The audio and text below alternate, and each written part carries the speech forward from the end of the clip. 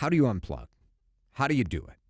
How do you escape this sort of doom scrolling kind of Hi, Giselle. Can you hear me? time? To get some insight, let's bring in my friend Giselle Ugarte, who is a communications coach, a consultant, an expert, who has learned, you have learned, Giselle, how to sort of separate yourself from the emails and the social media while still like doing your job. It's good to visit with you. It's good to see you, my friend. My heart is definitely with you in all of Minneapolis, my home for sure. But you're so right in that it can be so difficult during times like these to not feel like you need to carry your phone at all times. It's so easy to get sucked into that scroll where the algorithm is programmed to see what you're paying attention to. And the more that you pay attention to something, the more that it's going to give you that, or perhaps whatever that they know is going to make you upset, because they know that, for example, anger, you're more inclined to respond, engage, hold on when you are angry. They know that. Therefore, I want to remind you that you are in full control of what you are consuming. You can't always control what's coming up, but you can control the fact that you can turn it off. You can turn the notifications off. You can turn the news off. And I want to encourage you to do so. We have to take care of ourselves. It's difficult when you're in the thick of it, right? Where like right now, I think people feel like if they turn it off, if they step away, are you somehow, wherever you are politically, wherever you are on the issues, are you like, are you a failure? Are you letting people down in some way? Well, that's what the internet tells us. The internet tells us that if we turn off the news, or if we quote unquote opt out, that we are a bad person, that we are perhaps privileged, or that we are perhaps staying silent or complicit, or to anything that has to do with the dangers or the evil of the world. But what I want to let you know is that all of this is actually perspective. And to be able to turn it off, that's actually freedom. It is not healthy for you to inundate yourself or overdose yourself with things that are completely beyond your control. And there's a very fine line, Jason, with staying informed and, again, totally overdosing and overwhelming yourself with more than you actually need. And you and I both know this, working in the news. I worked in a cable news station for a very long time. And we know that the average person is only watching or listening for about 15 minutes. Right. And so we know the back end that in many cases, granted, you have extended conversations on your program. I know, but this is hurtful, Giselle. We don't need to tell everybody that they're not really listening. I believe everyone is listening to this show. Or yours is different. Yeah, start. You have conversations. You do. But you know that there are those cable news programs who, quite frankly, every 15 minutes when they come back from a commercial break, they will say, breaking news. Yeah. Breaking news. Because it gets you like, oh. Gets you excited. Right. But in actuality, it is the same stuff every single time. And there is little to no new information. There might be a new perspective, but there's not new information. And so you as the consumer need to decide what for me is actually helpful versus what for me is I'm actually staying stuck. I'm actually disconnecting from reality. I'm actually using this to numb. I'm giving myself the dopamine rush as if I'm somehow making a difference by knowing absolutely every single little detail, but it's not. It is actually a fake rush of connection. And that's where I want to encourage you to go, okay, do I need to keep watching, or can I turn this off for the day? And also, who do I trust? Because not everyone's like you, Jason. Not everyone is like some of the friends who we know in news programming, where they're intentionally wanting to keep you sucked in. They want you to think that your neighbor is your enemy. They want you to think that you're totally out of control, that you are helpless, because that will also make you be even more dependent upon their messaging. And so as a coach, it's my job to really remind you and help you to understand, okay, what are you in control of? How can you love your neighbor? If you're someone who you are upset by what you see, or you're upset by the headlines, or you're upset by the news, what can you physically do in today to remind yourself that humanity still exists, that your neighbor is not your enemy, money and that you are in control of certain things. Go love your neighbor. Go volunteer somewhere. Go give coats somewhere. Go give food somewhere. Go do something physically to take action versus just continuing to sit and scroll. Because I promise you, my keyboard warriors, the virtue signaling online, it might look cute and be clickbait and get tons of views or get you immersed into an argument or a debate with someone. But I promise you, you're not changing minds with that. And you're not making as big of an impact as you actually think. And so I want to encourage you to not just do whatever you want online, but especially to take that online action offline. Jason on Facebook listening as we chat with Giselle Ugarte, and you can see us have this conversation if you're streaming on YouTube at the WCCO radio channel. Jason says people don't need to unplug, but they do need to develop other interests. So like watch regular TV shows, go to high school sporting events, go to the gym, try different restaurants like DeRusha does. He says, I know a guy who sits on social media 24/7 promoting his political views, sharing videos. I've told him dozens of times to find other interests. I do think that is such an interesting point, because there are people like, if I post something about going to a restaurant, they'll respond with some unrelated political kind of belching. And to me, it just says, like, you got to have more to your life than just making everything through this political lens. And unfortunately, Jason, they don't always.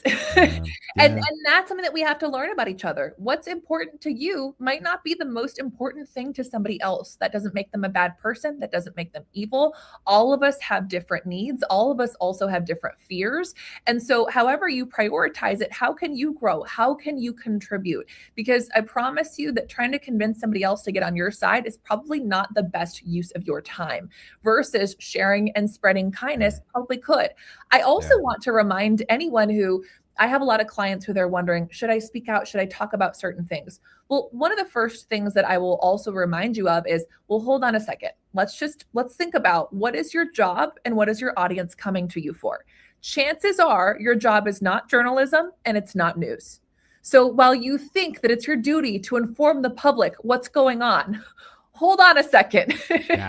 And are you simply pointing out problems, or are you providing solutions? Because if all you're doing is pointing out problems, then you are a professional complainer, and that's not actually helping anything either. So for example, we could say, oh my gosh, all of these small businesses are dying, and you could blame whoever for it. You could blame ICE, you could blame protester, whatever, it doesn't matter.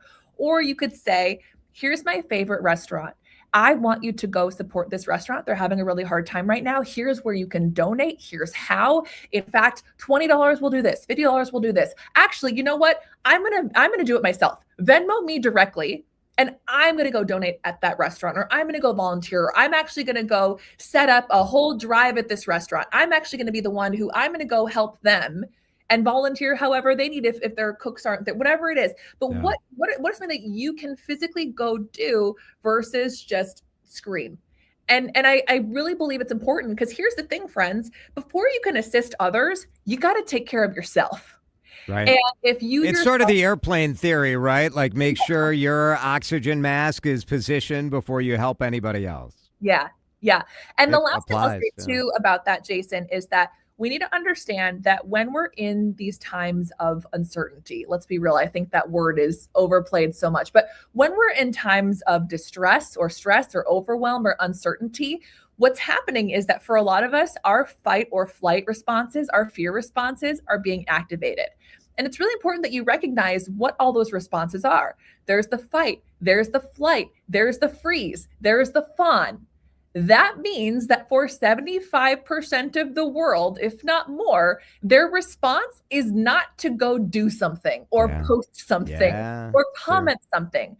Therefore, what you want to do for any of the other 75%, if you are frustrated with how they're responding, the thing not to do is to then go yell at them or try to intimidate them or bully them or make them feel even worse. That is actually going to just make things even worse. What we instead need to do is, for all of us, we got to get out of our fight or flight response. We got to get back into our place of courage. We need to get back into our place of love and of kindness, because when we're also in fear mode, we're in survival mode. that's when we're tunnel vision mode. We're not thinking Right. about what we actually have to do, what's actually most productive. We're just thinking about how do I get to that next step. Well, it's And sort of like what Andrew said, who texted in. He said, pick one evil in the world and focus your motivation on fixing it at a local level.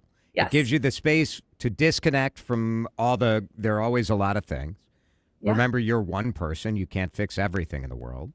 I think your point about, and I've been talking to a lot of restaurant and hotel leaders about this over the last couple of days, that we really need to be talking more about what is the fix going forward? What are the solutions? Because that is not polarizing. Like, it is objectively true that restaurants and hotels right now are struggling. Yes. It is objectively true that we like having locally owned, cool places to go to. So now what? Like you can get somewhere there, and it doesn't feel like the doom of the world is on your shoulders. You're actually doing something positive. I also believe, Jason, that this is a call for Minnesotans where, look, we've been through a variation of this before. And this, if anything, is an opportunity to do things a little differently, where we don't want to see some of our favorite businesses or restaurants go away. We can blame whatever cause we want. It's not about that. It is about what do we need to do to make so very sure that our small businesses are feeling supported. And again, when we're in fight or flight mode, that's when we're in fix mode. That's when we're in Band-Aid mode. We're not looking at what is actually at the root of all of these issues.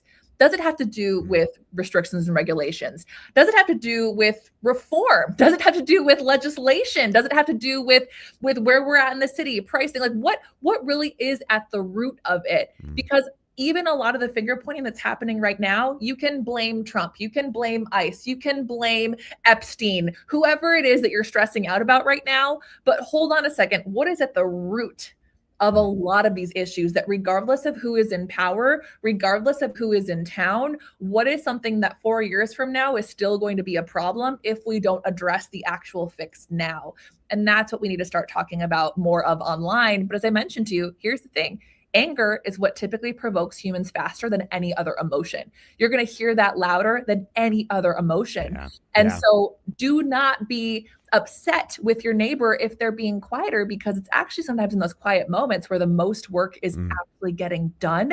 And you never know what's happening behind closed doors. You really, really never know what's happening behind closed doors. They might have a family member who's going through something, or a neighbor who's going through something. I certainly over that big weekend was really fighting my own battle with my actual physical neighbors in my building. And so you want to give people the benefit of the doubt and always, always lead with love, which is so much easier said than done. It is actually, I would argue, it's harder. It's hard. Yeah, no doubt. Giselle Ugarte, we appreciate it. So good. You. Thanks, Giselle. You can learn more about Giselle at her website, GiselleUgarte.com.